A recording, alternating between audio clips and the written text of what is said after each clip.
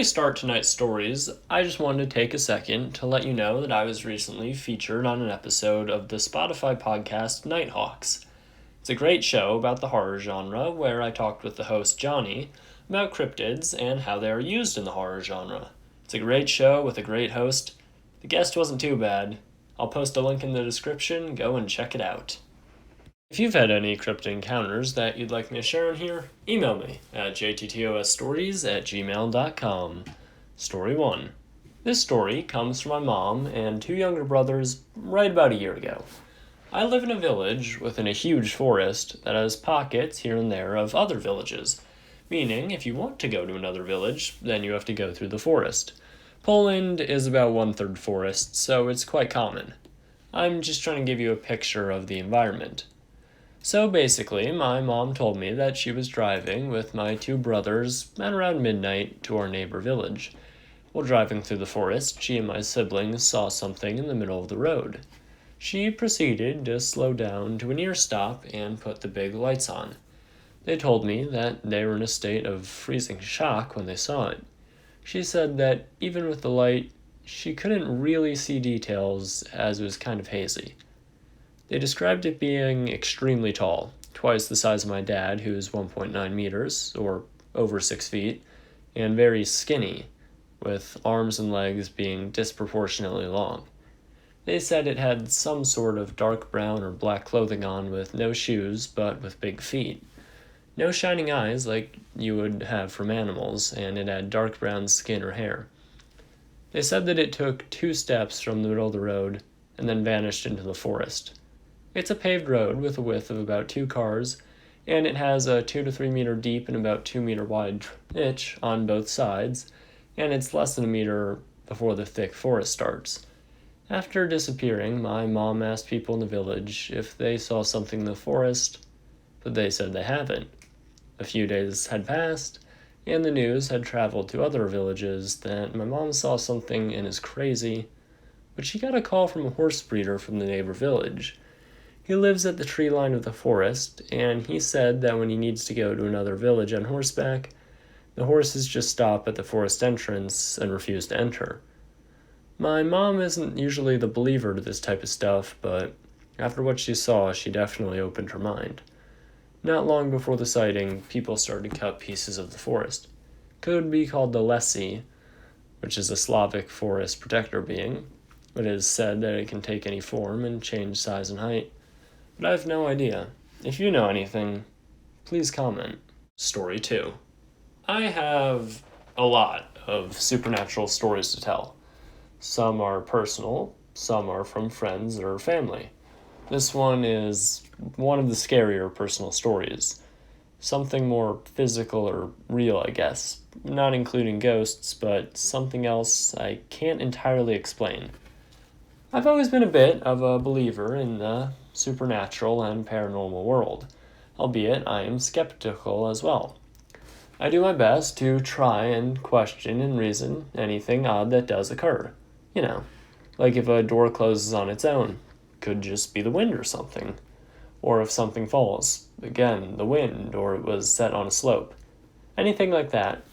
When you see something that looks almost human, it really is hard to explain. Now, me and my mother lived in Australia on the coast. The beach was literally across the road. We lived in a small apartment, 1 bedroom, 1 bathroom, conjoined kitchen and living room. On the 2nd story, I slept on the couch. At the time, my mother was going through a big breakup. We didn't have much money and we just needed to get out of the house. It was the cheapest we could get at the time, so I wasn't much annoyed by the situation. The couch was situated away from the balcony, which was closed off by a glass door. Luckily, we had curtains. Anyway, my mom just loved getting up early in the morning for a walk. I didn't, especially when it was still a bit dark out. But I had a cute bag I wanted to take. Why? It was for my cat. It was one of those pink dome bags that had a latch on the inside for the cat's harness, and a lot of holes for breathing and such. I know, it's weird, taking my cat for a walk. It got her out though. She loved watching outside, and honestly, a few people that were out so early loved seeing her. It was cute. My cat was always such a sweetheart. Timid around people, barely meowed unless she wanted attention, but I adored her dearly. On this particular morning, we went to go for a walk on the beach. It was our usual walking place, a long stretch of beach to walk on. Sometimes we would see a couple of joggers, or maybe just one jogger, on the beach. Other times we'd see someone walking their dog or dogs, or walking as a pair. You never saw just one person walking alone. And I mean never. I don't blame them, really. You never know who's going to be out at 4 or 5 in the morning, especially when it's still somewhat dark out. I suppose that's one reason my mother wanted me to walk out with her. So we set off for the walk. Me, still tired, of course. The three of us, my mother, my cat, and of course myself, left for the beach. Now, one thing is for sure. I hate the beach. Yes, I know. I, an Australian, hate the beach. Mostly because I hate sand getting everywhere.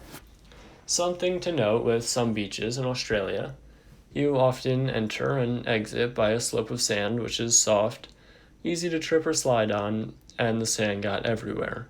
It was annoying, especially if you wore thongs, which is an Australian term for flip-flops or sandals, don't get me wrong. You get them stuck in the sand and it would just flick up.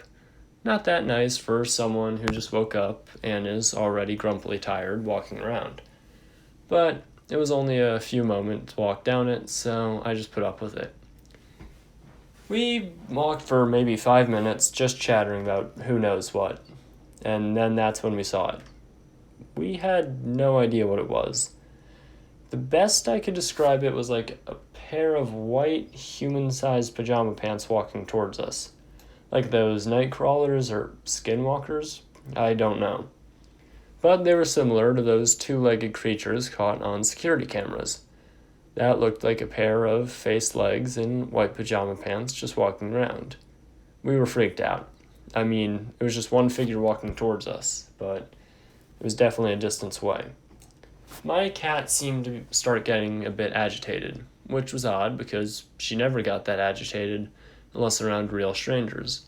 She was really good in her little bag most days, but apparently not on this occasion. Freaked out, both me and my mother turned to run back to the slope. My cat started to hiss. Now, it could have been because of my running, but she never hissed. I mean, even if I moved her around a lot, even if I pet her belly or just played around with her, she never hissed. If she got annoyed, she would either quote-unquote attack my hand or run off. She didn't really do any damage. She was gentle with her scratches on me. I know that probably sounds weird, but compared to my mother's cat, her scratches were nothing. So it worried me that she had started to hiss.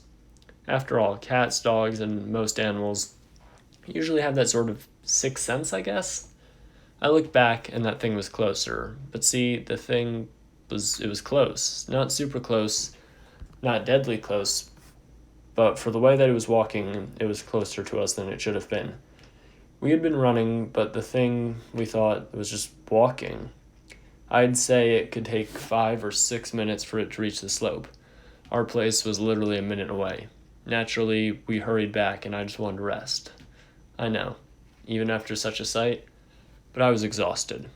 I let my cat out, which literally just took a few moments, and I slipped out of my shoes and went to close the curtain. It only took me like 3 minutes to do that, but what I saw freaked me out. My mother had already gone to shower at the time. Even after what had happened, she knew I just like to get more sleep after a walk. I'm not exactly the fittest, so I did get exhausted quickly. But across from that apartment was the thing. Just on the other side of the road, just standing there. And sure enough, even without glasses, I could make out what it was, and it was just like one of those creatures.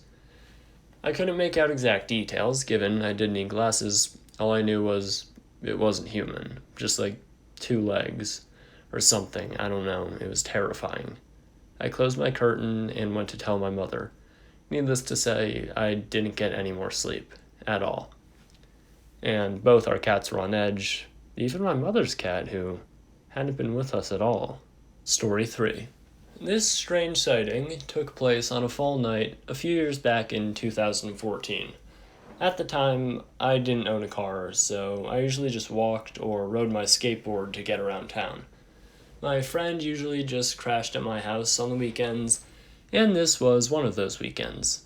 We ended up losing track of time, but more specifically dinner, by a long shot. It was about 3 a.m. when we decided that we should walk to McDonald's.